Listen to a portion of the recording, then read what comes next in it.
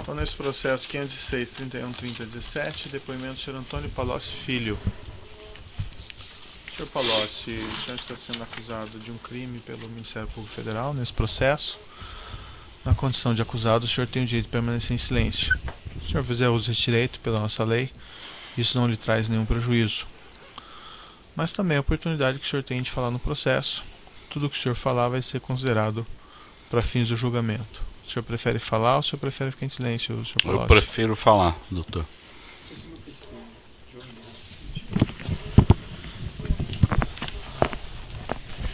Excelência, como havia sido estabelecido no início da instrução, a defesa do ex-presidente Lula apenas gostaria de saber, para melhor se posicionar ao longo da audiência, se existe algum acordo de colaboração em curso e qual seria o status, eventualmente, das negociações.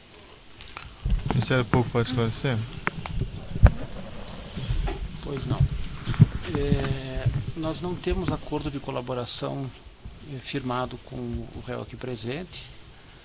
Ele nos procurou, nós estamos conversando, mas nós não temos nada prometido, nem assegurado, nem garantido, nem ele nos trouxe elementos de prova que estão sendo utilizados em qualquer momento.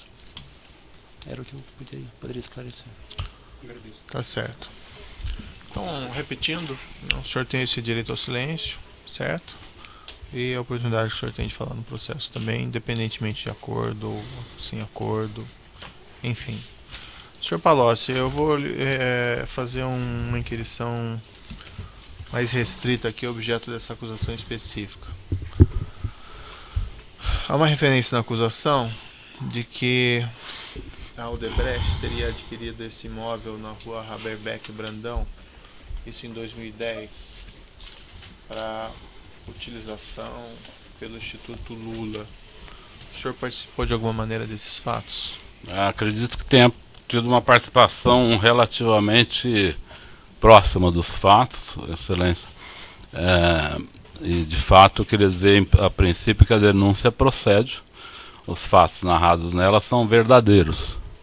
Eu diria apenas que os fatos narrados nessa denúncia dizem respeito a um capítulo de um livro um pouco maior, certo, do relacionamento da empresa em questão, da Odebrecht, com o governo do ex-presidente Lula e da ex-presidente Dilma, que foi uma relação bastante intensa, bastante movida a vantagens dirigidas à empresa, a propinas pagas pela Odebrecht para agentes públicos, em forma de doação de campanha, em forma de benefícios pessoais, em formas de caixa 1, caixa 2, e esse foi um episódio desse conjunto de práticas que envolveu esta empresa em relação ao governo do ex-presidente Lula e da ex-presidente Dilma.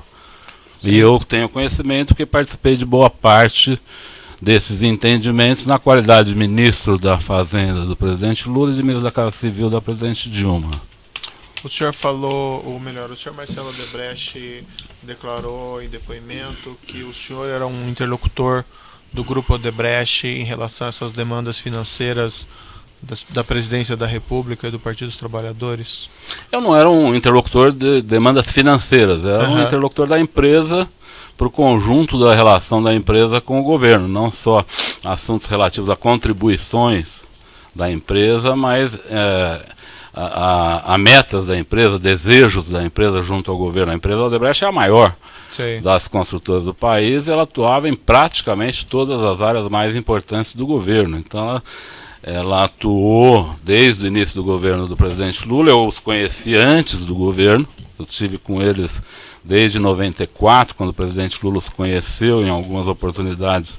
Esse conhecimento se deu com a minha presença, e portanto eu me tornei amigo dos principais dirigentes da empresa, Dr. Emílio Odebrecht, Dr. Pedro Novis, Dr. Marcelo Odebrecht, desde antes do governo do presidente Lula ter início.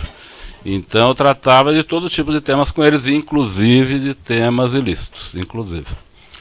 O senhor Marcelo Odebrecht, na verdade isso foi aprendido antes do senhor Marcelo Odebrecht apresentar, mas isso que foi discutido nesse processo e também no processo anterior, que é uma planilha informal do senhor Marcelo, de nome Produção Programa Especial Italiano, e que retrata aqui cerca de créditos de 200 milhões nessa planilha que teriam vamos dizer, segundo o senhor Marcelo Bahia Odebrecht, seriam valores que eram administrados com o senhor.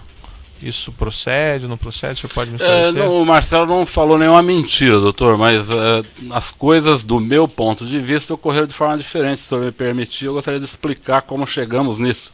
Perfeito. Se o senhor me permitir me estender alguns minutos, pode ser? Claro. Na verdade, durante o primeiro e segundo governo do presidente Lula, as relações da Odebrecht com o governo foram muito fluidas. Tanto na área de construção civil, como na área de infraestrutura, como na Petrobras. A Odebrecht tinha uma intensa atividade na Petrobras, muitos contratos sendo realizados na Petrobras, e o relacionamento da empresa junto ao governo foi intenso, e as discussões que nós tínhamos com a empresa eram intensas. Veja, numa empresa desse porte, nem sempre a atitude do governo é de concordar com tudo que a empresa faz. Muitas vezes nós precisamos conter a força da empresa num determinado assunto que o governo quer fazer de forma diferente. No outro ponto, favorecemos a empresa num determinado momento. Não é uma relação linear. Não é uma relação permanentemente pacífica. Às vezes ela tem momentos de dificuldade. Mas a Odebrecht, em particular, tinha uma relação fluida com o governo em todos os aspectos. Diria, partindo dos aspectos de realização de projetos, assim como participação em campanhas. Certo. As participações em campanhas se davam de todas as maneiras. A maior parte com caixa 1. Mas o caixa 1, muitas vezes, originário de atitudes e de contratos ilícitos. O senhor pode exemplificar, assim, os contatos ilícitos que eventualmente geraram créditos? Diversos. Os da Petrobras, quase todos geraram crédito. Mas o senhor tinha conhecimento disso? O senhor participava disso? Não participei de todos, doutor, porque a Petrobras não era a minha área de atuação direta, mas eu conhecia a relação da Odebrecht com a Petrobras, os ilícitos da Petrobras, na área de serviços, na área de abastecimento e na área internacional eram bastante conhecidos. Na época eu os conhecia. Como é que funcionava em linhas gerais assim? Essas diretorias, elas foram nomeadas e ao longo do tempo se desenvolveu através delas. Na diretoria de serviços, o PT, na diretoria internacional, o PMDB, e na diretoria de abastecimento, o PP, se desenvolveu uma relação de intenso financiamento partidário, de políticos, pessoas, empresas, né? Então esse foi um ilícito crescente na Petrobras, até porque as obras cresceram muito e com elas os ilícitos. Então eu sabia disso, eu acompanhei algumas coisas, mas não era a minha área de atuação direta, isso é verdade. Como é que o senhor sabia disso? Porque eu era da cúpula do governo, então eu não posso esconder o fato de que eu participava das principais reuniões de articulação do governo. Não era a pessoa mais importante, nem a segunda nem a quinta, mas eu participava das questões centrais do governo. Então eu conhecia essas relações, conversava com o presidente Lula sobre essas relações. Por exemplo, quando o presidente foi reeleito em 2007, ele me chamou no Palácio da Alvorada e me falou, eu soube que na área de serviços e de abastecimento, a área internacional era menos nessa época, era o Nestor Cerveró, na época era menos, mas ele falou, eu soube que na área de serviço, na área de abastecimento, estava havendo muita corrupção. Eu falei, é verdade, estava havendo sim.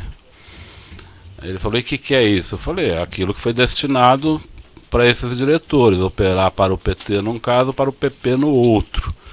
E ele falou, você acha que isso está adequado? Eu falei, não, acho que isso está muito exagerado. Eu falei, ele falou que estava pensando em tomar providência, ele não estava gostando porque a coisa estava repercutindo de forma muito negativa. Mas logo após veio o pré-sal. E o pré-sal pôs o governo numa atitude frenética em relação à Petrobras, e aí esses assuntos de listas de diretores ficaram para terceiro plano, entendeu? E aí as coisas continuaram correndo do jeito que era. No meu relacionamento com a Odebrecht, eu digo ao senhor, eu algumas vezes pedi recursos para a Odebrecht, para campanhas. Normalmente não foi no período que eu era ministro, porque eu pedi antes de eu ser ministro, em 2002, e em 2006 eu já não era mais ministro. Então não foi durante o período que eu era ministro. Mas no período que eu era ministro eu tive um relacionamento fluido com eles também, não escondo isso não. Esse recurso de campanha, inclusive para as campanhas presidenciais? Principalmente para campanhas. Eu praticamente só atuava em campanhas presidenciais e para campanhas minhas. A Odebrecht também fez doações para campanhas minhas, a meu pedido. Na última campanha que eu fiz para deputado federal foi em 2006. Eu até antes de vir aqui chequei no TSE se tinha alguma doação legal no meu nome e não tinha. Se não tinha doação legal, eu lhe garanto que teve doação ilegal. Porque a Odebrecht não deixaria de doar para uma campanha minha, eu tenho certeza que ela fez doações importantes para mim também. Mas a Odebrecht fazia doações fortes na campanha. Como eu lhe disse, nessa planilha, muitos valores dela são valores pagos com bônus, com recibos. Sim. Mas a origem dos recursos nem sempre eram lícitas. O senhor Marcelo Odebrecht declarou, não só ele, que recebeu algum desses pagamentos, ou melhor, algum desses pagamentos foram feitos em depósitos no exterior em favor do senhor João Santana. Isso ocorreu mesmo? Eu nunca soube disso, doutor, porque deixa eu lhe dizer, quando eu peço um recurso para o Odebrecht, eu nunca peço, me faça um pagamento no exterior para tal pessoa, eu nunca fiz isso. Eu dizia a ele, olha, contribuam com a campanha do presidente Lula ou da presidente Dilma. Aí falava, estão pensando num valor de 50 milhões. Eu falava, pode ser, depois mais tarde eu voltava lá, quem sabe um valor de 60 milhões. E digo uma coisa aqui, é importante, se o senhor me der mais um minuto, eu ressaltar um aspecto fundamental do relacionamento da empresa com o governo. Esse relacionamento sempre foi fluido e foi na base de confiança. Eu nunca tive, até o final do ano de 2010, nenhum valor estabelecido com o Marcelo Odebrecht. Nunca tive. Porque tudo que eu pedia, eles atendiam. Sim. É lógico que eu também não pedia coisas absurdas. Eram coisas relativas ao relacionamento, não lícito, mas ao relacionamento de uma grande empresa com o governo. Mas eles nunca recusaram, então eu não tinha valores estabelecidos com o Marcelo Odebrecht. Em 2010 ocorreu uma coisa estranha, porque a empresa do Odebrecht se mostrou muito tensa com a posse da presidente Dilma. E uma tensão que eu diria desproporcional, uma tensão muito grande, porque havia uma razão para isso. No evento das hidrelétricas do Rio Madeira, onde a Odebrecht foi a realizadora do projeto, o senhor sabe que na área elétrica as empresas privadas fazem o projeto em parceria com as empresas públicas, não é? Elas desenvolvem o projeto e colocam em licitação, diferente de outras áreas onde é o governo que faz os projetos. Na área elétrica, as empresas fazem o projeto junto com empresas públicas e apresentam o projeto em licitação. Se elas ganham, a mesma empresa que fez, ela toca o projeto porque ela já investiu naquele estudo. Se ela perde, quem ganha a licitação paga para ela pelo estudo feito. Isso é normal, há décadas, isso é assim, não me parece fonte de problemas reais, os problemas são outros, na verdade, nada. E a Odebrecht, por ter feito o estudo do Rio Madeira, que gerou a ideia e o projeto de 2 hidrelétricas ali, ela tinha uma vontade imensurável, uma vontade incontrolável de realizar as 2 usinas. E a ministra Dilma, na época, ministra da Casa Civil, foi uma barreira fundamental ao Odebrecht, que ela não queria que o Odebrecht fizesse as 2 empresas, as 2 usinas. Ela achava que era uma concentração de obras inadequada. E nos convenceu, a mim, ao presidente Lula, que não era adequado aquilo, mas ela liderou um embate muito forte com a Odebrecht nesse momento, que resultou na Odebrecht ter perdido a segunda licitação e ganho a primeira a um preço muito ruim. Do ponto de vista do mercado, parecia um preço muito ruim, muito baixo. Né? Então, quando a presidente Dilma foi tomar posse, a empresa entrou num certo pânico. E foi nesse momento que o Dr. Emílio Odebrecht fez uma espécie de pacto de sangue com o presidente Lula. Ele procurou o presidente Lula nos últimos dias do seu mandato e levou um pacote de propinas para o presidente Lula, que envolvia esse terreno do Instituto, que já estava comprado, e o seu Emílio apresentou ao presidente Lula, o sítio para uso da família do presidente Lula, que ele já tinha feito, já estava fazendo a reforma em fase final, e ele disse ao presidente Lula que o sítio já estava pronto, e também disse ao presidente Lula que ele tinha à disposição dele para o próximo período, para ele fazer as atividades políticas dele, 300 milhões de reais. Eu fiquei bastante chocado com esse momento, porque eu achei que não era assim que era o relacionamento da empresa naquele... O senhor estava presente? Não estava presente. Porque eu sei disso, porque no dia seguinte de manhã, presidente Lula me chama no Palácio da Alvorada e me conta a reunião. Uhum. Me conta a reunião. Ele também se mostrou um pouco surpreso, porque ele falou, olha, ele só fez isso porque ele tem muito receio da Dilma. Sei. Porque ele nunca tratou de recursos comigo, tal, mas dessa vez ele tratou de um pacote de coisas e um recurso muito alto, e ele pediu para eu tratar desse recurso com o Marcelo Odebrecht. Aí é que surge essa tal planilha. Para mim, pelo menos. Para o Marcelo ela pode existir há décadas, porque o Marcelo tinha lá seus controles, que eu nunca, sempre respeitei, nunca perguntei como ele controlava, como não controlava os recursos da sua empresa. Sei. Mas nesse momento eu vou ao Marcelo e digo, Marcelo, o que está acontecendo? Por que seu pai levou uma reserva desse tamanho? Nós nunca falamos em tamanho de reservas, de conta corrente, nunca falamos sobre isso. Ele falou, não, meu pai acha melhor nesse momento, pelo fato da Dilma estar entrando, estabelecer de forma clara a relação, não mais, vamos dizer, não mais no fio do bigode, como a gente fazia, não mais na fluidez da confiança, mas numa relação mais explícita e mais objetiva, porque ele tem muito medo do comportamento da presidente Dilma ser um comportamento evasivo em relação aos nossos pleitos, e isso pode colocar em risco os nossos projetos. Uhum. Eu falei, Marcelo, eu não gosto dessa ideia de conta corrente, eu acho que nunca foi assim, não sei porque vocês reservaram 300 milhões, aí ele fez uma correção. Ele falou, não são 300 milhões, são 150 milhões, meu pai se equivocou. Aí isso, inclusive, dá origem a um e-mail que a senhora perguntou, se não me engano, para o Emílio ou para outra pessoa, de um e-mail que o Marcelo procura corrigir com o doutor Emílio, o senhor está falando errado. Eu li isso na imprensa, porque isso acabou saindo na imprensa. Você está falando errado, não é 300, é 200, o outro 100 já foi dado, coisa assim. Há uma discussão entre eles sobre esses valores. E aí o que acontece? Eu volto ao presidente Lula, falei, presidente Lula, acho melhor a gente esquecer essa ideia de conta corrente. A empresa sempre contribuiu conosco, nunca houve dificuldades em relação a essa contribuição. Eu acho que estabelecer esse tipo de relação não é adequado. Ele falou, vamos ver, tal. Dias depois, o doutor Emílio volta ao presidente Lula, isso aí numa reunião no dia 30 de dezembro de 2010. Nessa reunião, o presidente Lula leva a presidente Dilma, a presidente eleita, para que ele diga a ela das relações que ele tinha com a Odebrecht e que ele queria que ela preservasse o conjunto daquelas relações em todos os seus aspectos, lícitos e ilícitos. Não, o senhor estava nessa reunião? Não estava nessa reunião. O presidente Lula, no dia seguinte, me chama de novo. Eu não era do governo nessa época, eu era deputado.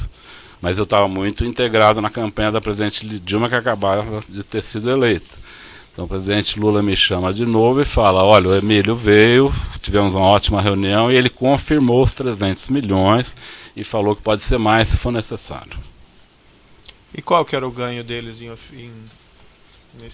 oferecer 300 milhões? O ganho, não havia um ganho específico, doutor, mas o Odebrecht atuava nas hidrelétricas, o Odebrecht atuava na Petrobras, o Odebrecht atuava no Ministério da Defesa, o Odebrecht era responsável pelo projeto de submarinos. Seria um favorecimento quando surgirem oportunidades? Não era uma pauta. O doutor Emílio, nessa oportunidade, não apresentou uma pauta de desejos da empresa específica.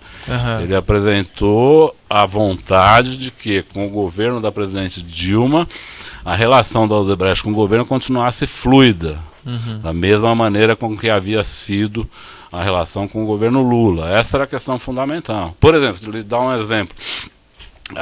Quando o presidente Lula tomou posse, a Petrobras fez uma ação muito forte pela estatização da petroquímica, onde a Odebrecht tem uma empresa chamada Braskem, que é a principal do setor. A eleição do presidente Lula reacendia a ideia da estatização. Então a Odebrecht pediu a mim para que, junto ao presidente Lula e a Petrobras, para que fizesse uma barreira de contenção a esse movimento, porque isso poderia significar a reestatização dos serviços de petroquímica, e eu trabalhei durante 2 anos nesse projeto, com relativo sucesso, com um grande sucesso. No caso do governo da presidente Dilma, tinha uma série de questões, como submarinos, a Petrobras, as sondas da Petrobras. As sondas da Petrobras eram um momento que estavam sendo discutidas, nesse período em que foi comprado esse terreno. O assunto que tinha no momento eram as sondas da Petrobras. E era uma discussão muito grande sobre o valor de contratação dessas sondas, sobre nacionalização das sondas, sobre diferentes níveis de nacionalização, sobre onde estariam esses estaleiros. Isso tudo era uma discussão que, se o governo agisse contra a empresa, os danos seriam extraordinários. Se o governo agisse a favor da empresa, os benefícios também seriam extraordinários. E o governo agiu a favor? O governo seguinte, Sim. o governo da presidente Dilma, você está perguntando? Isso, das sondas. Em diversas ocasiões, embora não faça parte aqui do processo. Se eu quiser, eu lhe dou alguns exemplos. O senhor que manda. Exemplificadamente um exemplo, por exemplo. Um exemplo, por exemplo, foi na área de aviação. Por exemplo, na área de aviação, a Odebrecht desejava muito, nas concessões de aeroportos, a Odebrecht desejava muito ter um aeroporto de porte sob seu comando, na medida em que o governo privatizou os aeroportos. O senhor conhece esse processo. E na primeira leva de privatizações, onde foi privatizado o aeroporto de Guarulhos, de Campinas, Viracopos e de Brasília, a Odebrecht foi perdedora no processo. Ela perdeu os 3. Não sei se ela disputou os 3, mas ela perdeu os 3. Talvez tenha disputado 2. Ela tinha muito desejo de ganhar a licitação do aeroporto de Campinas, e ela perdeu. E ao perder essa licitação, a Odebrecht entrou com recurso contra o consórcio vencedor dessa licitação, que era a empresa Triunfo e a empresa UTC, tentando na ANAC derrubar a decisão em favor dessa empresa Triunfo, e ela se sagrasse vencedora, porque ela tinha ficado como segundo preço do aeroporto de Viracopos. E o Marcelo Odebrecht e o senhor Alexandrino me procuraram diversas vezes nessa oportunidade para que eu intercedesse em apoio a eles, porque eu que havia nomeado o presidente da ANAC nesse momento, eles queriam que eu intercedesse no sentido de mudar o resultado da licitação para que eles fossem os vencedores como segundo colocados. Como eu não fiz isso e falei que não faria, achava inadequado fazer essa mudança, eles pediram que a gente desse uma solução. Eu fui a presidente Dilma, ela disse para que eles deviam ficar calmos, que numa próxima licitação ela cuidaria desse assunto. Aí eles retiraram o recurso que eles tinham na ANAC e foram beneficiados na licitação do aeroporto de Guarulhos, no Galeão, no Rio de Janeiro. Como foram beneficiados? Houve uma cláusula nessa licitação que impedia o vencedor da licitação de Cumbica de participar do aeroporto do Galeão em condições livres. E isso foi colocado por solicitação da Odebrecht, então? Foi colocado por solicitação da Odebrecht, e eu tive participação nisso atrás, antes de sair do governo, e depois isso foi realizado Isso veio à tona de alguns formatos, talvez não nesse formato que eu estou lhe expressando, mas recentemente o Cláudio Melo da Odebrecht falou que o ex-ministro da Aeronáutica, o ministro... que é atual ministro. Mas acho que a gente não vai entrar em detalhes nessas outras. Mas só para lhe dizer, continuou. Diria ao senhor que a relação da Odebrecht no governo da presidente Dilma não foi tão fluida como era com o presidente Lula. O presidente Lula era um amigo da empresa de forma mais intensa. Mas essa relação foi grande. Por exemplo, no caso do etanol, a empresa investiu bilhões em etanol no governo do presidente Lula, porque o governo do presidente Lula era grande incentivador do etanol. A presidente Dilma já não foi incentivadora do etanol. Perfeito. Só para lhe dar alguns exemplos. Eu não vou entrar em detalhes, coisas assim que não são tão pertinentes nesse processo, mas uma questão eu tenho que perguntar para a clarificação, porque o senhor Marcelo Odebrecht declarou isso. Ele mencionou que na época da aprovação do refis da crise, em 2009, teria recebido uma solicitação de 50 milhões de reais, salvo engano, para que os interesses da Odebrecht fossem atendidos na aprovação dessa legislação. Mencionou, salvo engano de memória meu, que essa solicitação teria vindo do ministro Guido Mantega, mas que o senhor teria conhecimento disso. É verdade. Isso aconteceu mesmo? Aconteceu. Se o senhor me permite... Desculpa lhe ocupar tanto tempo. Não, que é isso. no caso, teve 2 episódios. O episódio começou com a MP 460. A MP 460, eu acho que o senhor conhece esse assunto. Ela Sim, ela restabelecia o crédito prêmio. Aí o ganho das empresas não seriam de alguns bilhões, seriam de dezenas de bilhões. E aí um grupo liderado pelo Marcelo Odebrecht, onde tinha também Benjamin Steinbuch,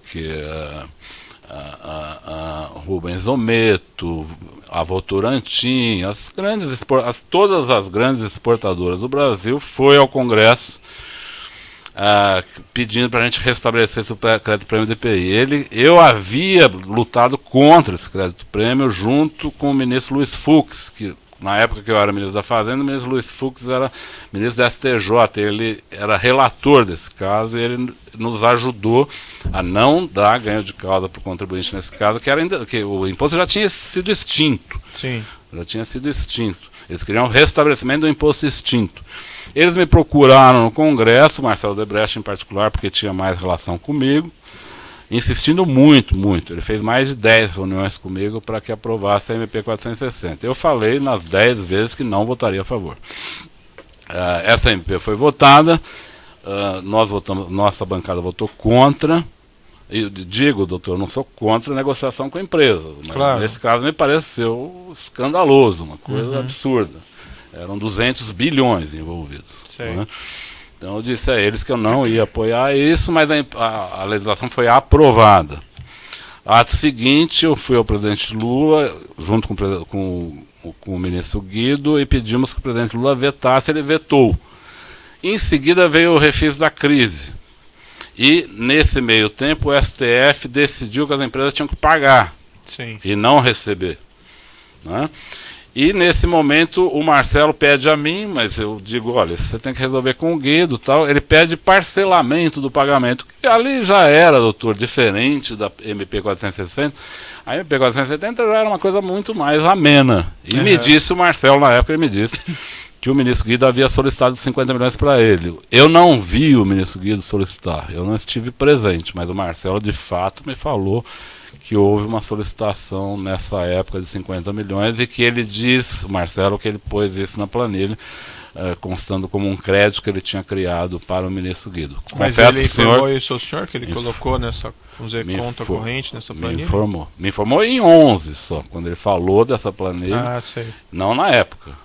Ele me informou em 11 que ele tinha, que dentro dessa planilha tinha 50 milhões, que era derivado desse projeto do refis, chamado refis da crise, que ele tinha acertado com o ministro Guido Mantega. Mas eu não participei da reunião em que isso foi eventualmente combinado. Entendi. Vamos falar agora da questão aqui mais específica relativa a esse imóvel. Qual foi o seu contato com isso? Como é que aconteceu? O senhor pode me relatar também? Posso. Esse imóvel se destinava a ser uma espécie de museu da memória dos governos do presidente Lula. No Brasil, a regra é que o presidente sai do palácio carregando os seus presentes, documentos, etc. Uma prática, diga-se de passagem, que eu acho bastante inadequada. Eu sugeri ao presidente Lula que mudasse isso e transformasse isso num assunto do Arquivo Nacional, mas ele não gostou da ideia.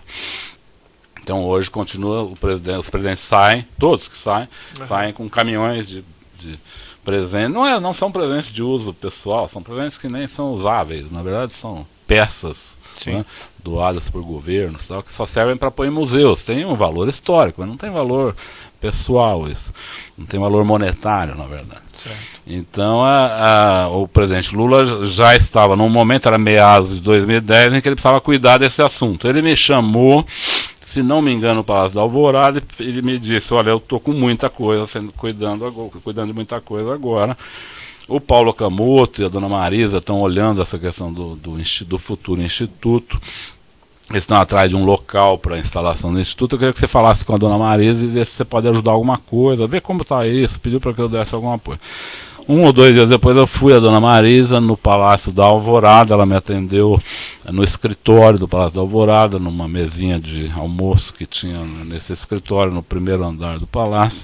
Eu vou fazer uma pausa pelo tamanho do áudio aqui, nós já retomamos.